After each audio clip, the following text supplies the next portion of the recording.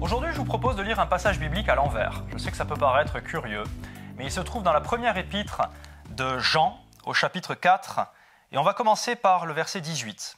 « La crainte ou la peur n'est pas dans l'amour, mais l'amour parfait bannit la crainte. » Ou dans d'autres versions, « l'amour parfait chasse la peur. » Parce que la peur suppose un châtiment, et celui qui craint ou qui a peur n'est pas parfait dans l'amour. Vous avez remarqué qu'il y a un mot ici qui revient à 2 reprises, c'est le mot « parfait ». Et c'est vrai que dans ce monde, on a conscience de la perfection comme de quelque chose qui est inaccessible, de quelque chose qui veut dire qu'il n'y a aucun défaut, aucune faute, on ne se trompe jamais.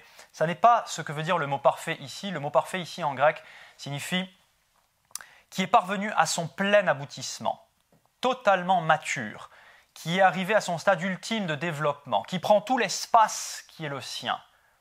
Et ce qui est intéressant, c'est qu'il nous est dit que l'amour parfait chasse la peur. Donc il y a des degrés dans la conscience que l'on a de l'amour, on va voir de quel amour il s'agit. Et ici, l'objectif ultime, c'est que cet amour devienne totalement mature, j'ai envie de dire, complet, prenne tout l'espace qu'il doit prendre, et il va avoir un résultat, c'est qu'il va chasser la peur de nos vies. Et puis ensuite, il est dit, celui qui craint ou celui qui a peur n'est pas parfait dans l'amour. Ça veut dire que nous-mêmes, lorsque l'on a peur, lorsque l'on craint, on n'est pas arrivé à notre plein développement, au stade ultime du fait d'être complet dans le domaine de l'amour. Et une fois encore, on va voir de quel amour il s'agit, parce que l'apôtre Jean, dans son épître, parle à la fois de l'amour que Dieu nous porte et de l'amour que nous devons porter aux autres. Donc, l'objectif ici, et c'est ce dont je veux vous parler aujourd'hui, c'est comment ne plus avoir peur. Mais avant de parler de cet objectif, je voudrais qu'ensemble, on réfléchisse à comment identifier la peur dans notre vie. Vous savez, en tant que pasteur, je conseille des gens, je parle avec plusieurs personnes, j'analyse ma propre vie aussi, et je partage ce qui a fonctionné pour moi d'après la parole de Dieu. Et je me rends compte que beaucoup de gens ne sont pas satisfaits dans un domaine ou dans un autre de leur vie, peut-être ont du mal à résister à la tentation, au péché dans certains domaines de leur vie, se rendent compte qu'ils ont un comportement à leur égard ou à l'égard des autres qui peut être destructeur dans leur vie. Et ils essayent de s'en sortir par divers moyens, et ils n'y arrivent pas parce que après quelques temps de repos, il y a des rechutes encore et encore. Ça peut être la colère, ça peut être la violence, ça peut être la dépendance ou l'addiction. Ça peut être des relations qu'ils n'arrivent pas à tenir sur le long terme. Ça peut être le fait de ne pas réussir à rester longtemps dans un emploi, de ne pas réussir à faire carrière quelque part, à avoir des promotions, parce qu'on change en permanence, on déménage sans cesse, on démissionne sans cesse.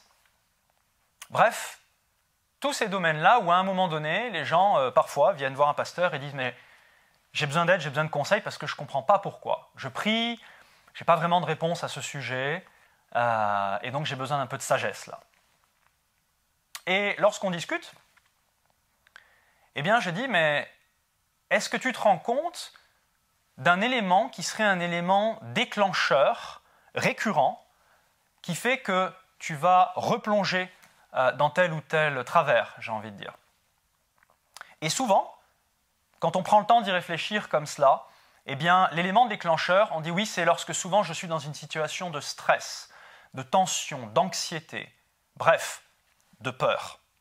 Lorsque la peur se manifeste, il y a à un moment donné une réaction qui est la nôtre, et cette réaction va avoir pour but d'apaiser cette angoisse, cette anxiété ou cette peur. Dans une relation, par exemple, quand il commence à y avoir une tension, quand il commence à y avoir des craintes, de l'anxiété, on peut avoir tendance à vouloir fuir la relation, que ce soit une relation familiale, que ce soit une relation amicale, que ce soit une relation professionnelle.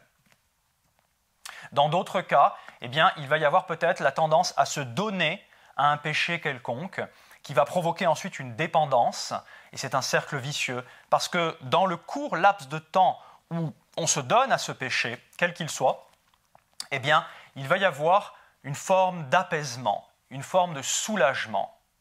On va être rassuré. La peur va être tamisée, j'ai envie de dire, ou amoindrie, assourdie. Et c'est la raison pour laquelle on se donne à ces choses.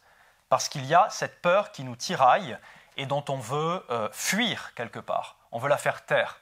Le problème, c'est que comme on ne s'y prend pas de la bonne façon, fuir n'a jamais été une solution stable, une solution pérenne, une solution viable.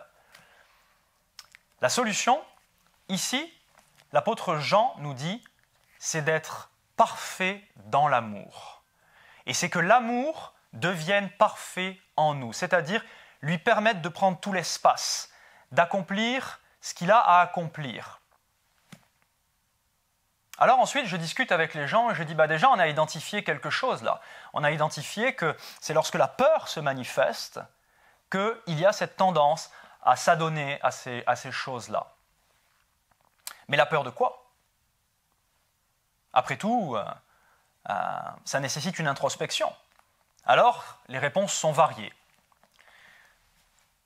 Ça peut être la peur d'être blessé. Ça peut être la peur qu'on nous quitte. Ça peut être la peur de la mort. Ça peut être la peur du manque d'argent. Ça peut être la peur, ça c'est quelque chose qui revient souvent. Et d'ailleurs, c'est quelque chose qui se cache et qui se travestit, je dirais, derrière d'autres peurs qui peuvent sembler plus évidentes. La peur de perdre le contrôle de notre vie, de perdre le contrôle d'une situation particulière dans notre vie. Et ça nous renvoie à une autre question. Mais pourquoi est-ce qu'on a un tel besoin de contrôle? Pourquoi est-ce qu'on a un tel besoin de maîtrise de ce qui se passe autour de nous? Eh bien, ça nécessite là encore de creuser. Et avec l'aide du Saint-Esprit, vous savez, je dis souvent, le Saint-Esprit est le meilleur psychologue qui soit. Je pense que les psychologues ont un rôle positif, pas toujours, mais disons que dans l'ensemble, la psychologie est quelque chose qui aide à comprendre les mécanismes de l'âme humaine. Et en cela, elle est louable. Mais le Saint-Esprit, lui, il a un avantage, c'est qu'il nous révèle les choses, il nous instruit dans la vérité, et en plus, il nous accompagne parce que la Bible nous dit qu'il est notre consolateur, notre défenseur, notre soutien, notre avocat. C'est-à-dire que, contrairement peut-être à des professionnels, à d'autres professionnels, le Saint-Esprit n'est pas quelqu'un qui va nous montrer la vérité et qui ensuite va nous dire débrouille-toi avec ça. Le Saint-Esprit est quelqu'un, paraklétos en grec, le mot que Jésus utilise pour consolateur, qui est traduit par consolateur concernant le Saint-Esprit, c'est celui qui va se tenir à tes côtés. Ça veut dire que le Saint-Esprit va te prendre sous le bras et ne te lâchera pas. Il va te montrer la vérité et il va te dire maintenant on va y aller ensemble et on va affronter cette chose-là ensemble et tu vas vaincre et tu vas traverser cette chose-là. N'aie pas peur parce que je suis avec toi. Et en cela, eh bien, il est le porte-parole de Dieu le Père et de Jésus le Fils. C'est exactement comme si Jésus était à côté de nous et nous disait « Maintenant, on va y aller ensemble ». Ou si Dieu le Père était à côté de nous et nous dit « Mon fils, ma fille, maintenant, on va y aller ensemble ».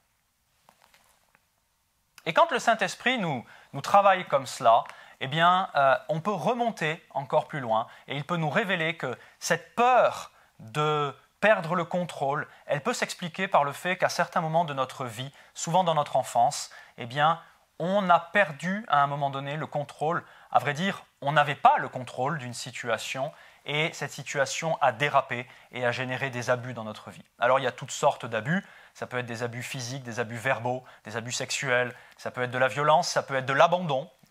Il y a des formes de franchissement de nos limites qui sont des formes dures et puis il y a des formes qui sont des formes molles.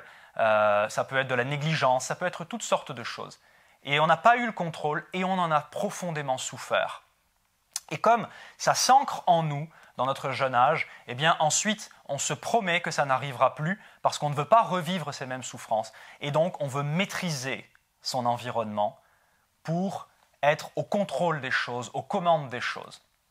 Et c'est ce qui fait que lorsque on a peur de perdre le contrôle, eh bien soudain il y a cette anxiété, cette angoisse qui est générée en nous, on commence à paniquer. Mais à vrai dire, prenons le cas du manque d'argent, Peut-être que le fait de voir votre solde bancaire qui s'approche du rouge ou bien d'être dans le rouge est quelque chose qui vous terrorise et qui génère chez vous une telle anxiété, une telle angoisse qu'ensuite, eh bien, vous allez vous adonner à la colère. Ou bien ensuite, vous êtes prêt à faire n'importe quoi pour faire remonter le solde du compte bancaire. Ou bien ensuite, peut-être que ça ne changera rien au niveau du solde du compte bancaire, mais vous vous adonnez à un péché d'une sorte ou d'une autre parce que ça vous apaise pendant un certain temps. Vous avez l'impression de gagner à nouveau le contrôle de la situation.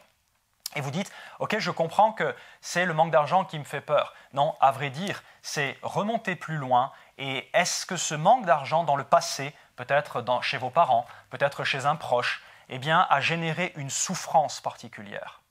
Ce n'est pas la peur de manquer d'argent, c'est la peur de souffrir à nouveau, en l'occurrence à cause du manque d'argent. Donc, dans ces conditions-là, on comprend que ces choses-là sont liées, il y a une chaîne avec des maillons et qu'une peur, une forme de traumatisme, on pourrait dire, originelle, eh bien, génère ensuite chez nous une volonté de contrôle et que lorsqu'on perd le contrôle de la situation, eh bien, on va se donner à autre chose pour apaiser cette souffrance.